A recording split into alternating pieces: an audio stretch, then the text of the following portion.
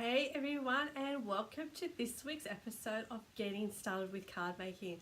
Super excited to be here. I'm just sporting a little bit of a cold today, but for those who don't know me, I'm Kristy Coromandel from KristyCoromandel.com. And at the moment we'll be doing a Getting Started with Card Making series to help those who are beginning stampers or want to be stampers to learn how to create handmade cards on their own. So last week, let's recap last week. So last week we spoke about the essential supplies that you needed for card making. And they were obviously a paper trimmer, a bone folder, some paper snips, and a few other tools. So if you haven't yet watched that, make sure you can catch that live, that replay right here on Facebook, or go visit me at my YouTube channel at Coromandel, and you will also see these videos there as well. So if you have any questions about last week's episode or any other questions, let me know in the comments. If you're here, also let me know, shout out that you're here. If you watch the replay, just write hashtag replay in the comments so that I know that you visited with us as well. So the other thing too is I did set a challenge for you for the week, and that was to gather your card making supplies together. Now we're going to revisit those again at another date, but today what we're going to focus in is on stamps, and there are multiple different types of stamps in the market, so we're going to go have a look at some of those. We're going to explore how to assemble our stamps, and also what kind of stamp sets you should be buying first, and how to decide what stamp sets to buy first.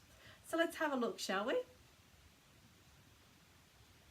So one of the most popular stamps in the marketplace at the moment is wood mount, and this is how they come. They'll come on obviously a block of wood, and you'll have your rubber already on them. Now some of them will already come pre-mounted, and some of them you might have to mount yourself, and that is a simple process of just sticking it to your block and putting your label on as well.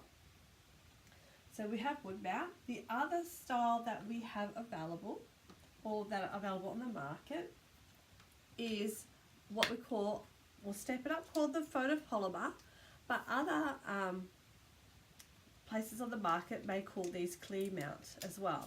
So these here are a clear stamp, as you can probably see, they're clear. Okay, you can see all the way through it, which is great for those stamp sets that are layering when you've got more than one image that goes on top of each other. So these are clear. Now they don't come with a block at all, okay? They just come like this. And what you will need to do is purchase separately these acrylic blocks. And they come in all different shapes and sizes. And you'll stick your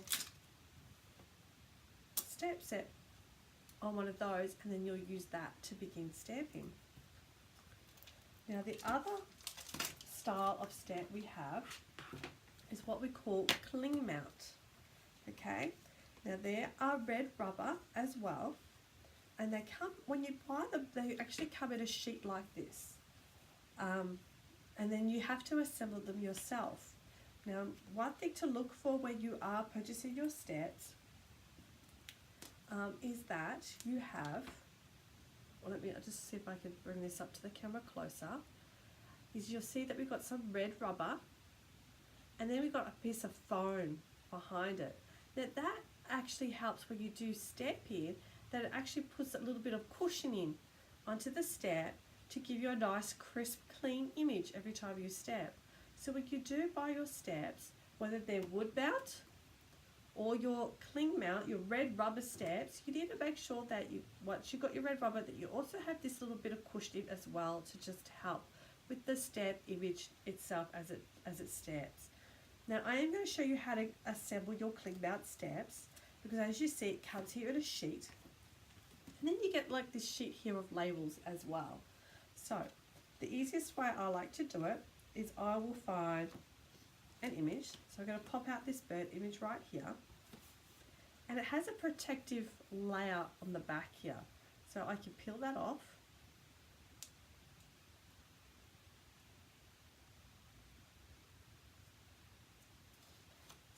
Right, and it's not very sticky, like it's a different feel.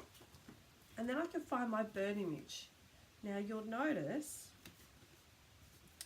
this will have a split down the side, so I'm going to keep my image on the sheet here. I'm just going to peel off my splits. So it's split into two. Let's move this out of the way. And then I am going to line up this image right on top of this here. Now it's very important that you line it up as correctly or as closely, as accurately as possible, because once it's stuck down, there is no fixing it, okay? It is stuck for good. So just going to lean down here, line it up.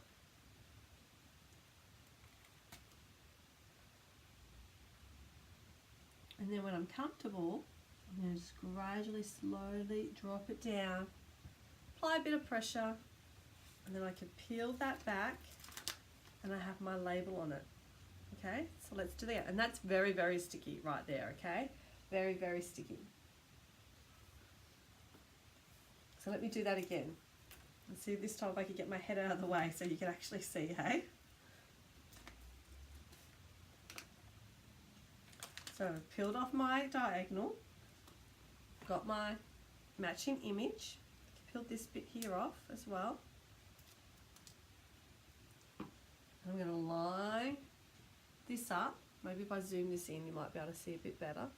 Okay, so I'm going to line this up over my image, and then I can drop it down and just peel that away very carefully. Peel that away.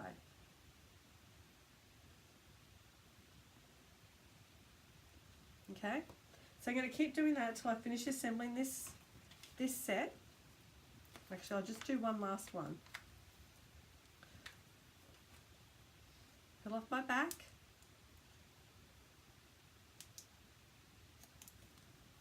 Now, this one here with the flower, we want to make sure that our petals are going to be facing the correct way, okay? So I'm just going to kind of hold it up here and jiggle around a bit, and I can see this little bit of my petal on the side there. It's got a little bit of shading, it's got a bit of shading there, so I know that that's the right direction that it needs to go in. And then I can pop it down. Now if you do get a bit of overhang, you can get, like I've got a bit of overhang right here, okay? Now you could do two things. You could either leave it, which is usually what I do, or if you really, really don't like it, you could just get your paper snips and trim that bit of plastic off there at the same time, okay? So you can go ahead and finish mounting all the rest of your images. Now, when we use these images, we also need what we call an acrylic block. And like I said before, these come in all different shapes and sizes. So for example, here's a few different ones here. Their Stampin' Hub have quite a variety of different ones. The one thing I like about these acrylic blocks is that they're grooved in here, so they're very good ergonomically for your stamping. Okay, so they've got a good grip around your block. And also the other thing too is that your image here on the stamp set itself is actual size. So when you try to decide what size block to use, you can line it up onto your stamp set. You can see straight through it and you can go, yep, well that image there, I can use that block. And this is where your grid paper comes in handy. And like I said to you last week, this was a nice to have. It's not an essential item, but I can line up my stamp image. I can then place my block on top of it, apply a bit of pressure, and now it's stuck to my block. And I can go ahead and now I can stamp. Now one thing to do when you are selecting your blocks for your images is you want to have one that is at roughly the size of your stamp itself, okay? You don't want to get a big block like this for this little image right here, because what's going to happen is when you stamp it down, because the block is bigger, you're going to rock and you're not going to have a nice crisp clean image when you stamp it down. So it is essential that you have the right size block, or the closest size as possible. Now the other thing too with these cling mount stamps is that they are very sticky. And so you want to be very careful when you're removing your cling mount from your block. So you don't want to try and rip it up like this at all, okay, by the rubber, because you will rip the rubber and the foam apart, and then your stamp will be no good anymore. You'll have to glue that back.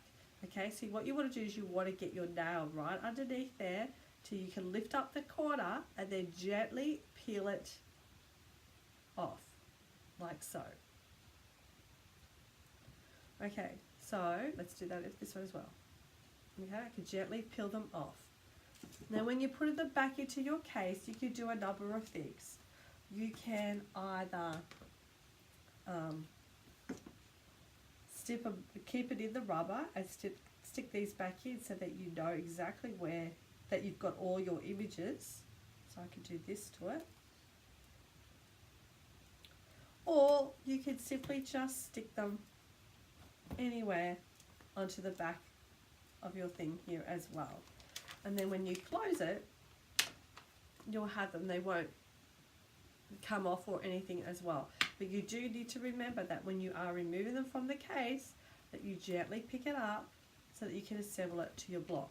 Now because I haven't fully assembled all of my stamps yet, I am going to put my rubber back in, just lay it in, and I'm going to put my images into my rubber here.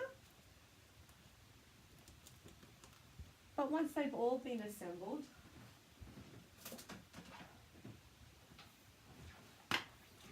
I will have them just in here like this. Okay, so they will be fine. Like that. Okay, now, what if you don't have an acrylic block? Oh, I need to put that back in as well. What if you don't have an acrylic block? Well, there is an alternative to an acrylic block, and it's using your mobile phone, believe it or not. So what you can do is, and I'll grab a stamp here, is I can line up my image onto my grid paper. I can use the back of my phone as my block, apply pressure, and there it is right there. And I can go ahead and I can stamp now using that. But once again, I need to just gently remove it off the back of it. Okay, now using smaller images using your phone, because your phone is big, just like I demonstrated using a big block before, it will rock, okay? And that unfortunately is going to be unavoidable. So using small images with something on your back of your phone may not work as effectively as having a block that is actually the right size for your stamp image. Okay, so how do we decide then what stamp sets to buy? Okay, there's so many stamp sets in the catalogue, and that sometimes we just unsure of where to start or what to buy. So I'm just going to go through a couple of ones. So first off, I'll show you what not to buy, or what I suggest not to buy first. And that is ones like this one here, which is just pictures, okay? Yes, it's a cute stamp set, and there's so much you can do with it. And I've had this one for like 10 years, this stamp set. It's one of my favourite. But it's just images. So I could probably stamp an image. That's great. But you also would like to have a greeting with it. So this one's probably not going to be one of the ones that you would have first off. Another stamp set that you probably wouldn't consider is this one. This is just purely greetings, just words. I could probably create little note cards that say, hey, you're amazing, or thanks for everything. But we also to like have images. I want to have variety. I want to be able to maximize the use out of my stamp set. So the way I can do that is pick stamps that have both greetings and images. So here's one right here. Now looking at this, you may think it's love hearts. It's purely only for Valentine's Day. But let me tell you, you can use this for anything. Look at my greetings here. I've got just for you. I can do that as a friendship card. I've got here, I love our life together. There's an anniversary card. To a best friend a girl could ever ask for. A friendship. Okay, you make me happy. It doesn't have to be a love. Look beyond the images or what you think this stamp set is. I think of multiple different ways that you can actually use it. Here's another one, for example. Where is it? Here. This one you may look at and think it's a birthday set. I've got my balloons here, right? And this one here has two shapes. Like I've got a solid image balloon, and I have a outline image of a balloon, which means I can stamp this one in a solid colour, in a dark colour. I can then stamp this one of the lighter colour on the inside using one ink pad, mind you. I've got a cloud here that I could probably put a little box underneath it, and I can make that a cupcake. Put a bit of cardstock. There's my cupcake, so it's not just a cloud. Got these strings here that would be used for a bunch of balloons, but what if I put this little image here, which is the insert of a balloon, and made a bouquet of flowers with it? Okay, could do that. Look at my greens. Congratulations. Hot chocolate. What's it say? Let us celebrate and eat cake or eat cookies. Okay, so there's multiple different things. Like I said, I can make a bouquet of flowers. There's a wedding thing. Let's celebrate wedding. I can make my balloons. You can say, you know, happy birthday. Or I could turn this into a cupcake and go, I could change that and go, let's us, and then take out the celebrate and go, eat cake. And there's my cake image. So there's multiple ways that I can actually use that stamp set. So that's a pretty good stamp set to start with, I'd say. What's another one here? Here's another one. This here's got a little flower image right here. I've got little bits that can go inside to shade my flower if I want to. I can colour it in. I've got this great little background thing here as well. Look at my greetings. It's a beautiful day. I love what you do. A friendship. A thank you. There's so many different varieties or different ways that I can use this stamp set to make multiple different occasions of cards. And that's what we need to look for. What occasions can we get out of it? Here. Thank you. A little note. I'm thinking about you. A general card. Hello, beautiful. So that's what I'll challenge you this week. Is I want you to find a stamp set that you like. I want you to find a stamp set that you like.